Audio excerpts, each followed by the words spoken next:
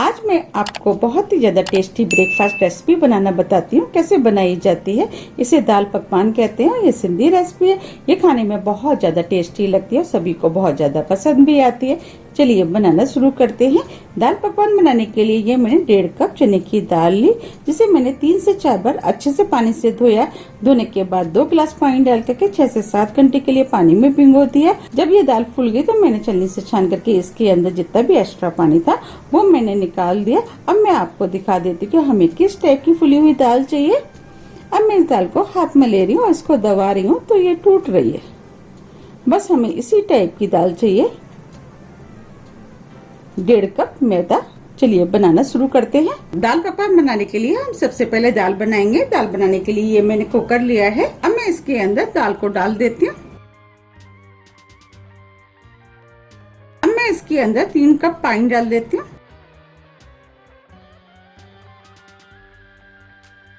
आधी छोटी चम्मच हल्दी पाउडर, 1 छोटी चम्मच नमक। नमक आप अपने टेस्ट के अनुसार कम या ज्यादा भी कर सकते हैं। अब मैं नमक हल्दी को दाल के अंदर मिक्स कर देती हूँ। अब मैं कुकर को बंद कर देती हूँ। मैंने कुकर को गैस पे रख दिया है। 4 से 5 विसिल आने तक दाल को बॉईल करूंगी। जब तक दाल बॉईल हो रही है पकवान का डो बना लेते हैं। पकवान का डो बनाने के लिए ये मैंने बाउल लिया है। अब मैं इसके अंदर मैदा डाल देती हूँ। आप पकवान को और भी ज्यादा हेल्दी बनाने के लिए 1 कप मैदा और 1 कप आटे का भी यूज कर सकते हैं। अब मैं इसके अंदर आधी टीस्पून अजवाइन डालूंगी। अजवाइन को मैं हाथ से क्रश करके डालूंगी, जिससे कि इसमें खुशबू अच्छी आएगी। आधी टीस्पून नमक। अब मैं इसके अंदर 4 टेबल स्पून ऑयल डालूंगी।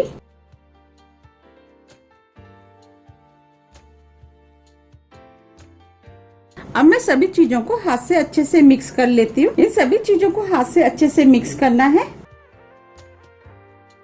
मैंने सभी चीजों को हाथ से अच्छे से मिक्स कर लिया है। अब मैं इस तरीके से मुट्ठी बंध रही है, इसका मतलब मौन सही है। अगर आपकी मुट्ठी नहीं बनती तो आप इसके अंदर 1 टेबल स्पून ऑयल और डाल सकते हैं। ये मैंने 1 कप पानी लिया है। ये नॉर्मल पानी है। इसके अंदर थोड़ा थोड़ा पानी डाल करके मैं डो बनाऊंगी। पानी आप थोड़ा थोड़ा करके ही डालें, जिससे कि डो पतला ना हो जाए।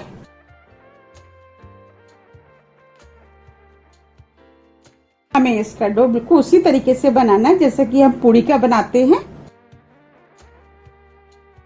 मैंने ये डो बना के तैयार कर लिया है। ये डो ना ही ज्यादा सख्त है ना ही ज्यादा लूज। और इस डो को बनाने में आधा कप से थोड़ा सा ज्यादा पानी का यूज हुआ है। अब मैं थोड़ा सा हाथ में ऑयल ले लेती हूँ और इस डो को चिकना कर लेती हूँ।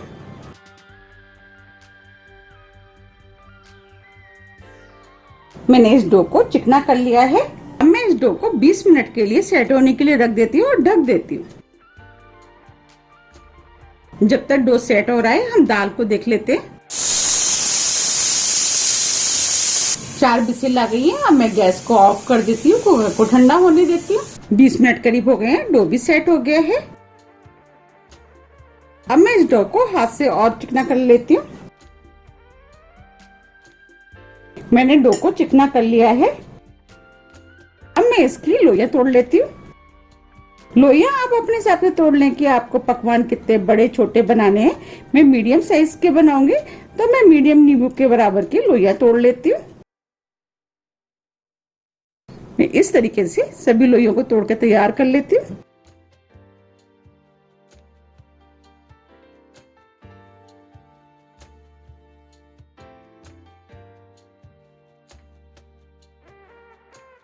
ये मैंने लोइयों को तोड़ लिया है। अब मैं इसमें से एक लोई ले लेती हूँ और हमें इस तरीके से लोई को चिकना करना है। अब मैं इस तरीके से सभी लोइयों को बना लेती हूँ। मैंने सभी लोइयों को बना लिया। चलिए पकवान बनाना शुरू करते हैं। ये मैंने चकला लिया है। अब मैं चकले पे हल्का सा ऑयल लगा देती हूँ, जिससे कि लोई चिपकेगी नहीं। और थोड़ा सा बेलन में। अब मैं आपको बेल के दिखाती हूँ। इसमें से मैं एक लोई ले लेती हूँ। इसे मैं इस तरीके से बेलूंगी जैसे कि हम पूड़ी बेलते हैं, बिल्कुल उसी तरीके से इसको बेलना है। इसे ना ही ज्यादा मोटा ना ही ज्यादा पतला बेलना है। अगर हम मोटा बेलेंगे तो ये खस्ता और क्रिस्पी नहीं बनेंगे तो वो खाने में उतने टेस्टी नहीं लगते हैं। और इसे बिल्कुल चारों तरफ से एक साथ बेलना है।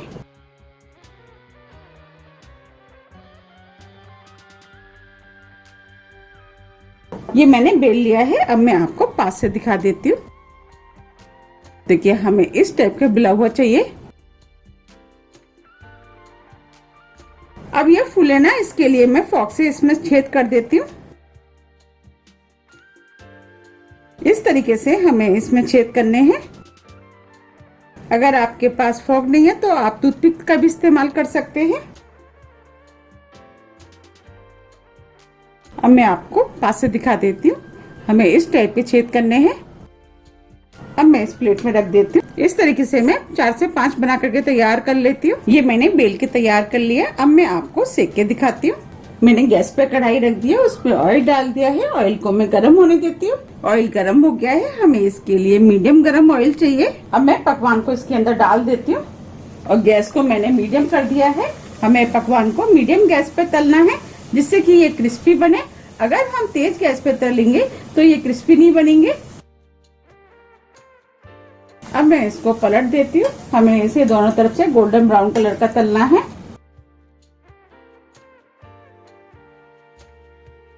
मैं इसको दोनों तरफ से उलट पलट के गोल्डन ब्राउन कलर का तल लूंगी और इसको हल्के हाथों से दबाते हुए तलना है। अब ये दोनों तरफ से गोल्डन ब्राउन कलर का हो गया है। अब मैं इसको निकाल लेती हूँ। आप देख पा रहे कितना अच्छा कलर आया है।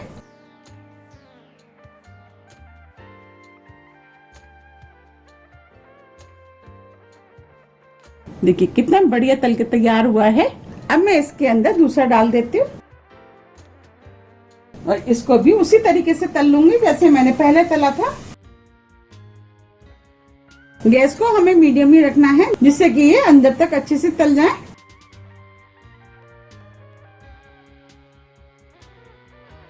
हमें इस तरीके से उलट पुलट के दोनों तरफ से तलना है। अब ये भी तल गया है। मैं इसको भी निकाल लेती हूँ।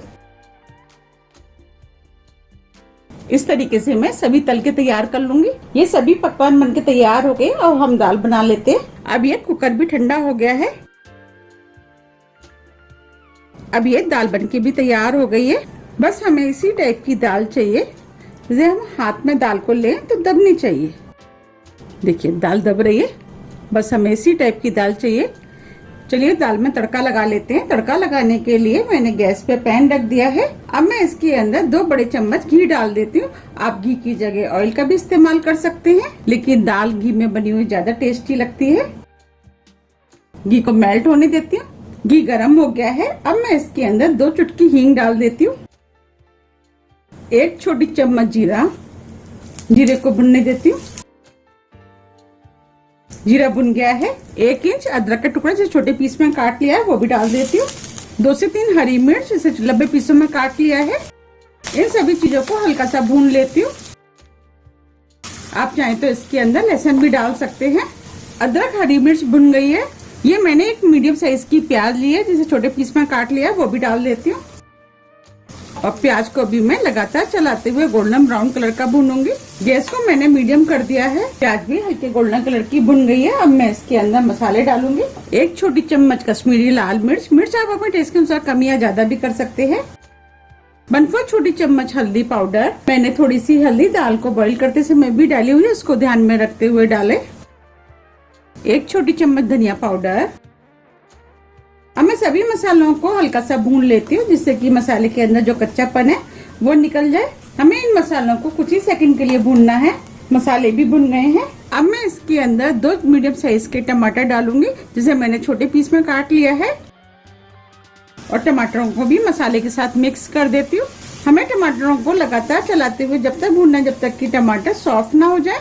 अब ये टमाटर भी सॉफ्ट हो गए हैं, मसालों ने भी ऑयल छोड़ दिया है। अब मैं इसके अंदर 2 लाल मिर्च डाल देती हूँ, इससे दाल में टेस्ट अच्छा आएगा। अब मैं इसके अंदर दाल को डाल देती हूँ, दाल को मिक्स कर देती हूँ। अब मैं दाल में बॉईल आने देती हूँ। गैस को मैंने फुल कर दिया है। दाल में उबाल आ गया है, हमें बस इसी टाइप की गाढ़ी दाल चाहिए क्योंकि इसकी दाल थोड़ी सी गाढ़ी ही बनती है। अब मैं इसके अंदर आधी छोटी चम्मच गरम मसाला डाल देती हूँ, थोड़ा सा हरा धनिया और दाल को मिक्स कर देती हूँ। आप देख पा रहे हैं कितनी अच्छी दाल बनके तैयार हुई है। अब मैं इसके अंदर एक नींबू का रस डाल देती हूँ। आप इसकी जगह 1 टेबल स्पून अमचूर डाल सकते हैं, जिसे खटाई भी बोलते हैं। अब मैं इसको मिक्स कर देती हूँ। अब ये दाल बनके तैयार हो गई है। अब मैं गैस को ऑफ कर देती हूँ। दाल को मैं थोड़ा सा ठंडा होने देती हूँ, फिर मैं आपको सर्व करके दिखाऊंगी। अब मैं आपको दाल पकवान को सर्व करके दिखाती हूँ। आप देख पा रहे कितनी बढ़िया दाल बनके तैयार हुई है। दाल पकवान की दाल थोड़ी सी गाढ़ी ही बनती है। दाल पकवान खाने में बहुत ज्यादा टेस्टी लगते हैं। आप इनको एक बार जरूर ट्राई कीजिएगा, आपको ये बहुत ज्यादा पसंद आएंगे।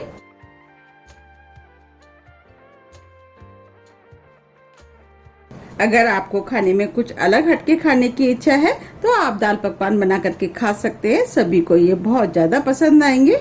आप इनको बनाइए, खाइए, फिर मुझे बताइए कि ये आपको कैसे लगे। मुझे उम्मीद है कि ये आपको बहुत ज्यादा पसंद आएंगे।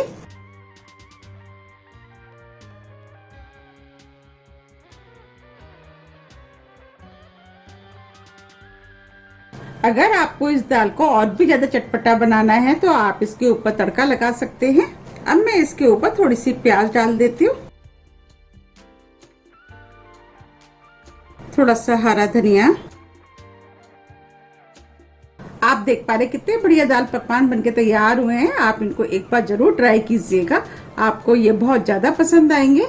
आप चाहें तो दाल पकवान को इस तरीके से अलग अलग रख के भी खा सकते हैं। अब मैं आपको दूसरा तरीका बताती हूँ। जैसे हमें दाल पकवान मार्केट में मिलते हैं उस तरीके से भी आप खा सकते हैं। अब मैं इस प्लेट में एक पकवान रख देती हूँ। अब मैं इसके ऊपर दाल रख देती हूँ।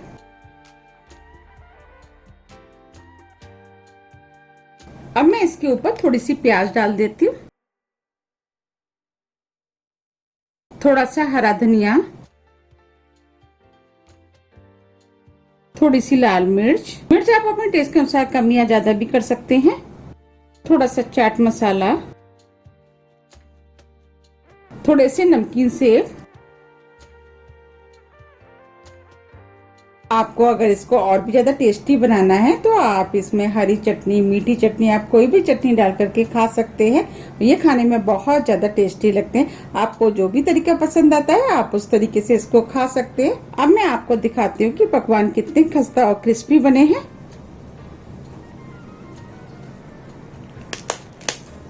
देखिए कितने खस्ता और क्रिस्पी हैं।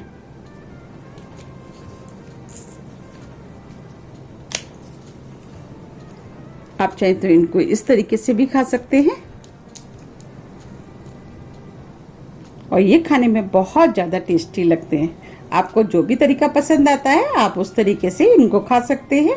आप इन पकवानों को एयर टाइट डिब्बे में भर के 10 से 15 दिन के लिए रख सकते हैं। ये खराब नहीं होते और जब भी आपको खाने हैं आप निकाल करके इनको खा सकते हैं। आप इस रेसिपी को बनाइए, खाइए, फिर मुझे बताइए कि ये आपको कैसी लगी।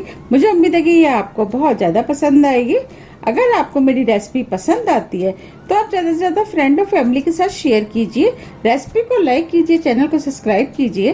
सब्सक्राइब बटन के बगल में जो बेल आइकन है उसे आप प्रेस करना ना भूलिए, जिससे मेरी आने वाली वीडियो का मैसेज आप तक सबसे पहले पहुंच सके। अब हम फिर मिलते हैं नई रेसिपी के साथ। जब तक के लिए नमस्कार।